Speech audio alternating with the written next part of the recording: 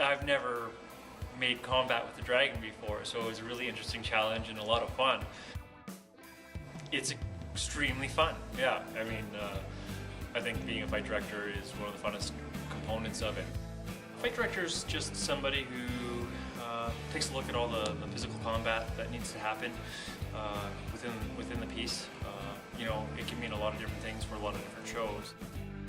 In this show we have a dragon, we've got hellhounds, we've got we got fairies, we've got all sorts of things going on. So in this case it's a matter of like, well, figuring out what are these animals, how do they move, how would they attack, how would they fight, and the responses to it, you know. But really it's working with the director and working with the actor saying, well, what can this thing do and how would it attack and how does that look on stage? So really a lot of it's happening. I'm getting inspiration from the actors maneuvering the puppet, as well as the physics of the puppet itself, and in relation with the director. It's like, well, what story do we want to tell there? So in that case, it's something where it's really in the room and it's happening with everyone involved. It's a very collaborative experience.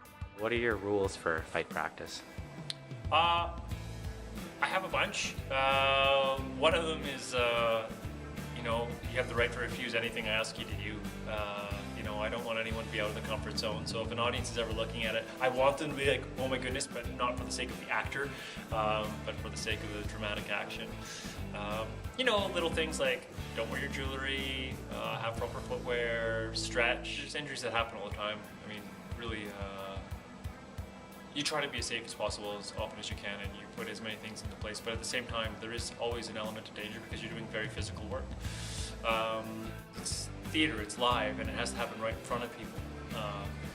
Whereas in film, if you do the camera angles right, you can have this much space or more as long as you put the camera right, and so somebody can take a punch at you and you know, you get the after effects of the editing and the sound and all that kind of stuff.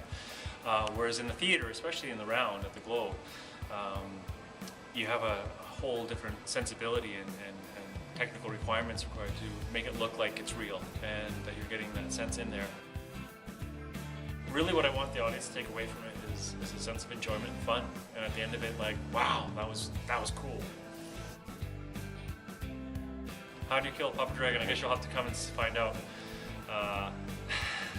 We have our ways. Killing it's not as hard as getting it off stage after it's dead, but